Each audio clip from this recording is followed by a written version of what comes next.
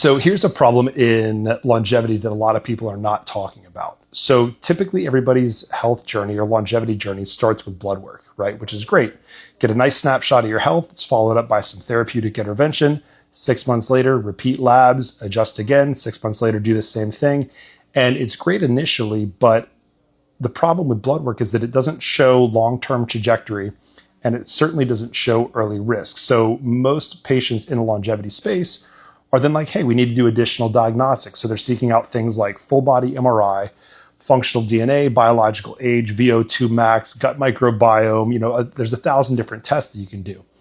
And at first for patients, it's really empowering because you're getting all this great information, but there's a certain tipping point at which this information and the diagnostic data gets so overwhelming that the patient starts to get a little bit of paralysis. And now they're getting conflicting protocols from different providers, conflicting expert opinions, what's priority, what's not. And there's a point where the patient realizes that they're now responsible for deciding which expert opinions are correct, which protocols are priority.